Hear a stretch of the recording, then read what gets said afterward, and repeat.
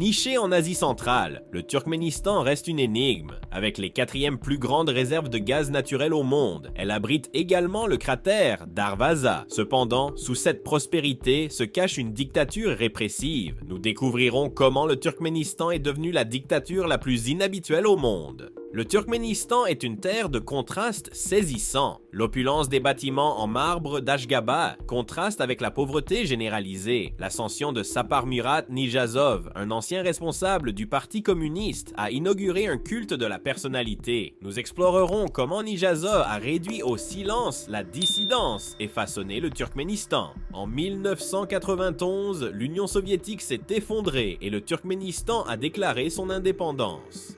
Saparmurat Nijazov, un ancien dirigeant communiste, est devenu président en 1992. Son règne a inauguré l'autoritarisme avec un culte généralisé de la personnalité. L'opposition a été interdite, les médias réduits au silence et la constitution réécrite.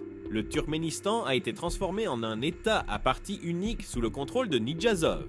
Le régime de Nijazov combinait autoritarisme et extravagance. Il prend le titre de Turkmenbashi et son image devient omniprésente. Ashgabat s'est transformé en une métropole de marbre blanc. Cet étalage de richesse contrastait avec la pauvreté des citoyens ordinaires. Nijazov a remodelé la culture turkmène en introduisant le ruhnama dans les écoles. Le ruhnama, basé sur ses écrits, est devenu un texte presque religieux. Il interdit l'opéra et le ballet, imposant ses goûts aux arts. La culture traditionnelle a été manipulée pour s'adapter à leur programme politique.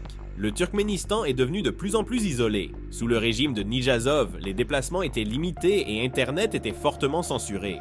Cet isolement étouffe la dissidence et crée une atmosphère de peur.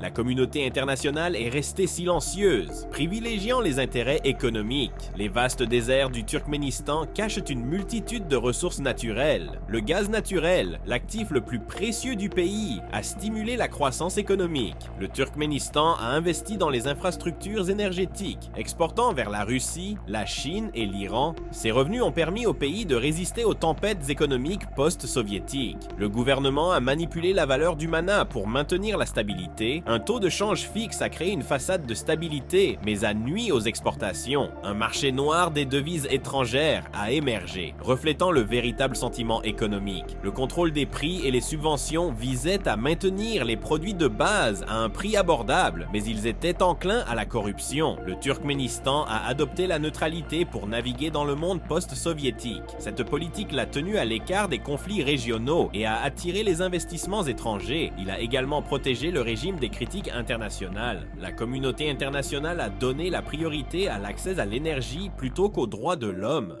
La mort de Saparmurat Nijazov en 2006 a marqué la fin d'une époque au Turkménistan. Cependant, son décès n'a pas inauguré une nouvelle ère d'ouverture et de réforme, comme beaucoup l'avaient espéré. Au lieu de cela, il en résulta une succession dynastique, le pouvoir étant transféré à un ancien membre du cercle intime de Nijazov.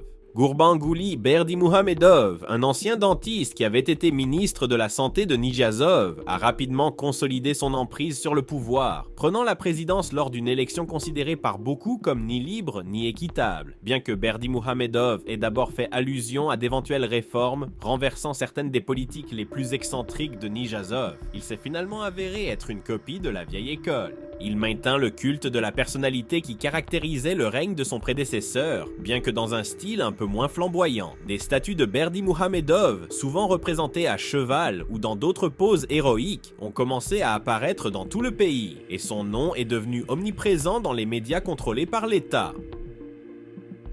Berdimuhamedov a également poursuivi la tradition de Nijazov de projets de construction extravagants, utilisant les richesses gazières du pays pour financer la construction de palais, de stades et de monuments opulents. L'un de ses projets les plus notables a été la construction d'une gigantesque statue dorée d'un chien à la baille, une race indigène au Turkménistan, dans le centre d'Ashgabat. Ce monument, inauguré en 2020, témoigne de l'affection de Berdimuhamedov pour les démonstrations grandioses de fierté nationale, qui frisent souvent les étrange. Les ambitions dynastiques de Berdimuhamedov sont devenues évidentes lorsqu'il a commencé à préparer son fils, Serdar, à un rôle de premier plan dans le gouvernement. Serdar Berdimuhamedov a été nommé à une série de postes de plus en plus importants, dont le point culminant a été son élection à la présidence en 2022, lors d'une élection entachée d'allégations de fraude et d'intimidation des électeurs.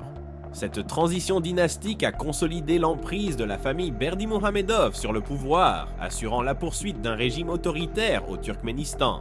Ces dernières années, l'Union européenne a entamé des pourparlers avec le Turkménistan pour étudier la possibilité d'augmenter les importations de gaz en provenance de ce pays d'Asie centrale. Ces pourparlers ont porté sur le gazoduc transcaspien, un projet proposé qui transporterait le gaz turkmène à travers la mer Caspienne jusqu'à l'Azerbaïdjan, en se connectant au gazoduc existant qui pourrait ensuite transporter le gaz vers l'Europe. Cependant, le projet a été confronté à de nombreux défis, notamment des obstacles géopolitiques, des difficultés de financement et des préoccupations environnementales. L'intérêt de l'UE pour le gaz turkmène a suscité un débat sur les implications éthiques d'une collaboration avec un régime autoritaire qui viole systématiquement les droits de l'homme. Les critiques affirment que la conclusion d'accords énergétiques avec le Turkménistan apporterait un soutien financier au régime répressif de Berdimuhamedov, sapant ainsi l'engagement de l'UE à promouvoir la démocratie et les droits de l'homme dans le monde. Ils exhortent l'UE à donner la priorité aux droits de l'homme dans ses relations avec le Turkménistan, en utilisant son influence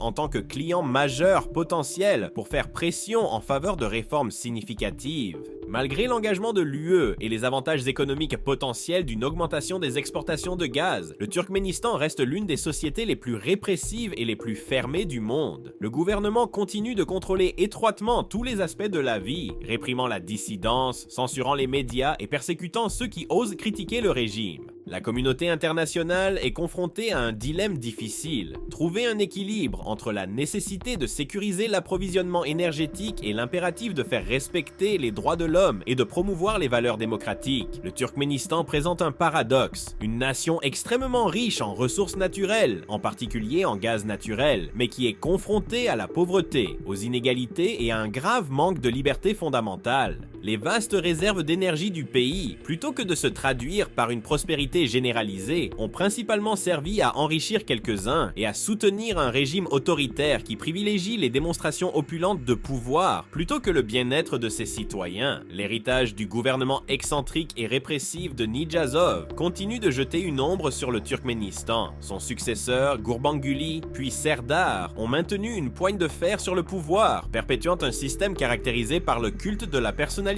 la censure et la répression systématique de la dissidence. L'engagement de la communauté internationale au Turkménistan, motivé principalement par des intérêts énergétiques, semble avoir eu peu d'impact sur la promotion de réformes significatives ou l'amélioration de la situation des droits humains. La façade étincelante d'Ashgabat, avec ses palais de marbre et ses statues dorées, cache une réalité plus sombre qui imprègne une grande partie du pays. La grande majorité des citoyens turkmènes vivent dans une société fermée, isolée du monde extérieur, avec leur vie contrôlée par un gouvernement qui ne tolère pas l'opposition et montre peu de respect pour leurs droits fondamentaux. Internet est fortement censuré, il n'existe pas de médias indépendants et toute forme d'activisme politique fait l'objet d'une répression rapide et brutale.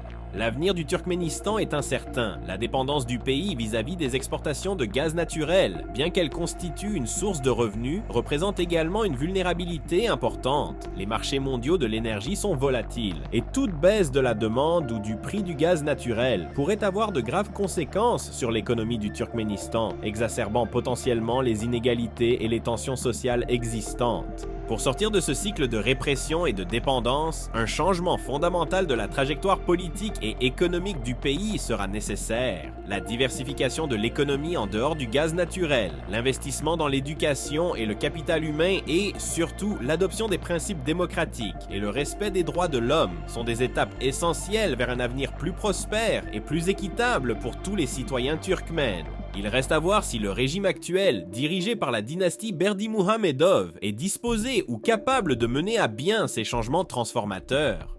La communauté internationale, en particulier les pays qui collaborent avec le Turkménistan pour leurs ressources énergétiques, a la responsabilité d'user de son influence pour encourager et soutenir des réformes significatives. L'espoir demeure qu'un jour, l'immense richesse naturelle du Turkménistan se traduira par un avenir meilleur pour tous ses habitants, un avenir où la liberté et la prospérité vont de pair. Merci de vous joindre à nous dans ce voyage au cœur de l'un des régimes les plus énigmatiques et les plus répressifs du monde. L'histoire du Turkménistan nous rappelle que la véritable prospérité englobe non seulement la croissance économique, mais aussi la dignité humaine, la liberté et l'état de droit.